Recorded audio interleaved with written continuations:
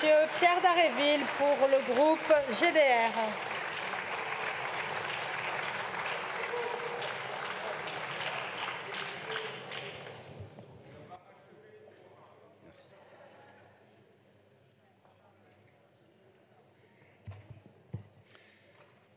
Madame la Présidente, Madame la Première ministre, Mesdames et Messieurs les ministres, chers et chers collègues, une colère, pas un coup de colère, encore moins une vague de désapprobation, une profonde colère.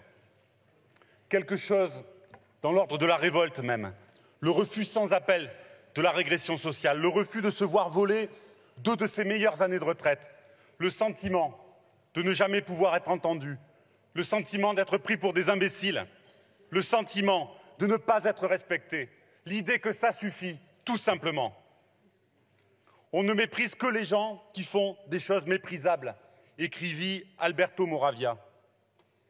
Qu'ont fait les ouvriers, les employés, les privés d'emploi pour mériter tant de mépris? Qu'ont fait les organisations syndicales? Qu'ont fait celles et ceux qui manifestent pour mériter tant de mépris? Qu'a fait notre peuple pour mériter tant de mépris?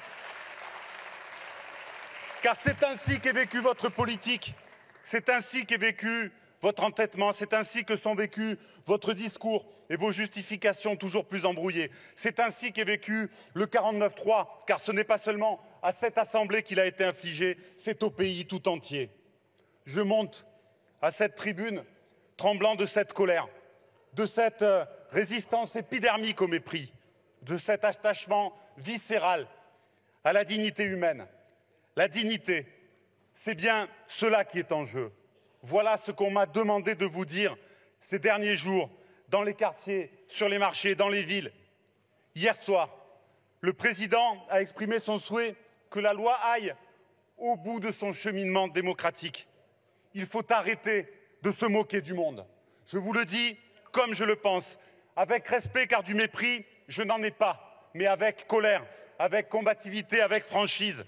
Je me demande comment vous pouvez être encore là à défendre votre réforme scélérate qui n'a pas de majorité dans cette Assemblée, qui en a encore moins dans le pays. Votre réforme est définitivement illégitime et vous vous trompez lourdement si vous pensez que vous pouvez vous en tirer comme ça, que c'était juste un mauvais moment à passer, que tout ça sera bientôt oublié. Ce n'est pas le caprice d'un enfant à la caisse du supermarché. Votre projet est grillé, vous avez perdu la bataille des retraites. Je ne veux même plus vous redire à quel point votre projet est scandaleux, injuste, injustifiable, inégalitaire, régressif, attentatoire au monde du travail et doucereux pour le monde de la finance. Je ne veux même plus vous redire à quel point nous sommes attachés à ce droit à une nouvelle étape de la vie, opposé à votre projet de société centré sur le profit, sur la personne humaine compétitive et rentable, réduite à produire et à consommer. Vous voulez faire de nous des hamsters dans leur roue qui rongent leur vie et leur planète. Je ne veux même plus vous dire à quel point vous avez été démasqués sur le diagnostic, à quel point vos opérations de publicité mensongère ont été ridicules, à quel point tout le monde a bien compris votre volonté d'affaiblir le droit solidaire à la retraite par répartition. Un tel changement ne peut exister sans être consenti. La seule chose à dire, c'est que cette réforme, quoi qu'on en pense, doit être retirée d'une manière ou d'une autre. Vous avez perdu à chaque étape, vous êtes passé outre. Et ce n'est pas faute de vous avoir alerté, de vous avoir appelé à la raison, à la lucidité, à la responsabilité. Vous auriez pu faire de cette épreuve un moment pour réparer, pour rassembler, pour apaiser. Vous auriez pu montrer la grandeur de la démocratie et de la République. Eh bien non, vous avez choisi de placer des engagements comptables au-dessus de la volonté populaire. Vous avez choisi de placer la satisfaction des intérêts de la finance au-dessus du bien-être social, au-dessus du respect du travail, au-dessus du droit mérité à la retraite. Emmanuel Macron l'avait dit, la belle affaire. Nul ne lui a confié les pouvoirs d'un monarque absolu. Votre responsabilité n'est pas d'exercer un pouvoir sans limite. Vous n'exercez de pouvoir qu'au nom du peuple. C'est avec lui que vous devez gouverner et non pas contre lui. Quel pays prétendez-vous gouverner ? Comprenez-vous ce qui est en train de se passer? La crise politique gravissime dans laquelle nous nous trouvons appelle un tout autre comportement qu'une attitude autoritaire, suffisante, paternaliste. Arrêtez de nous dire que vous faites ça pour notre bien. C'est insupportable. Ne faites pas le pari du pourrissement et de la répression. Plutôt que d'entraîner le pays dans cette régression sociale, dans cette tension, dans cette crise, Vous auriez pu initier des dynamiques pour s'attaquer avec beaucoup plus de force aux effets de la vie chère, à la faiblesse des salaires, à l'urgence culturelle, au malaise démocratique, à l'affaiblissement de la fonction publique, aux défis climatiques, au drame de la guerre. Vous avez tant sacrifié pour mener à terme votre mauvaise réforme. Et les projets que vous annoncez nous inquiètent au plus haut point parce que vous voulez continuer dans la même veine à remasteriser la France en effaçant le meilleur de son histoire pour imposer les canons du néolibéralisme qui défait la République et son pacte social. Où donc emmenez-vous ainsi le pays? Vous pouvez toujours pointer les responsabilités des autres. La vôtre est écrasante. Nous avons entendu les petites manipulations pour se rattraper aux branches. Cette motion tiendrait lieu de vote sur le texte. Ce vote, vous en avez privé notre Assemblée parce que vous alliez le perdre. Vous avez perdu. Cette motion renverrait ce texte d'où il n'aurait jamais dû sortir. Mais désormais, la question va au-delà. La gravité de la situation provoquée par vos choix vous place dans l'incapacité de continuer à conduire la politique de la nation. Chers et chers collègues, par-delà les mesures elles-mêmes, chacune et chacun sait bien ici que ça ne peut pas continuer comme ça. Ne vous racontez pas d'histoire, ne cherchez pas d'excuses ou de justifications. Libérons ce gouvernement de ses responsabilités. C'est notre responsabilité de parlementaires. C'est notre responsabilité de lui demander de partir avec sa réforme sous le bras. Ne pas le faire, c'est d'abord accepter que cette mauvaise réforme demeure à l'ordre du jour. Ces 2 ans de plus, voulez-vous les imposer? Ne pas le faire, c'est aussi approfondir la crise démocratique et la crise institutionnelle, la crise de la République. Mesurer la fracture, mesurer la blessure, mesurer les effets.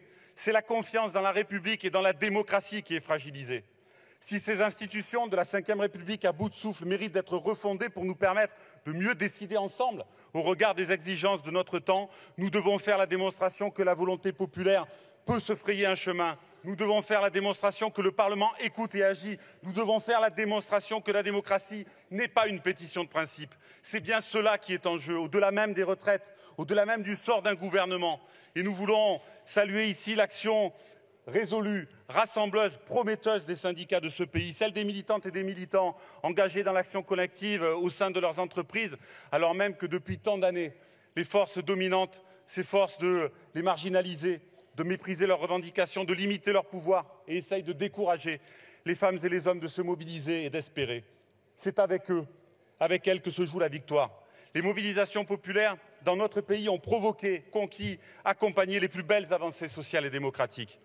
Notre Assemblée doit trouver des issues, tracer des perspectives. Et il faut pour cela produire des gestes. Quels gestes d'apaisement, de respect, de compréhension ont été produits par l'exécutif ces derniers jours? Aucun. Le sens de notre motion est clair. Elle veut porter l'espoir d'améliorer le droit à la retraite, pas de le réduire. Elle veut porter l'espoir d'une alternative politique heureuse. Elle veut battre en brèche les projets dangereux, anti-égalitaires, anti-fraternels de l'extrême droite qui est sans solution pour nos retraites. Notre motion veut mettre un grand coup de frein à la frénésie des politiques libérales et de la loi de l'argent. Elle appelle à mettre à l'ordre du jour les belles choses qui sont dans les têtes et dans les cœurs.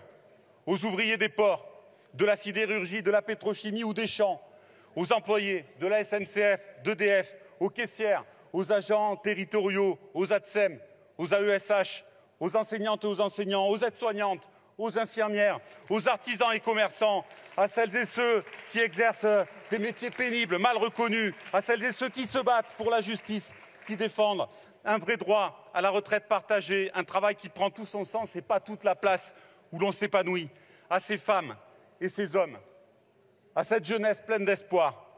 Nous disons que rien n'est fini et que nous avons le droit de continuer à rêver plus fort et plus haut. Et si le vote de cette motion devait décevoir, nous disposons encore d'outils pour nous faire entendre.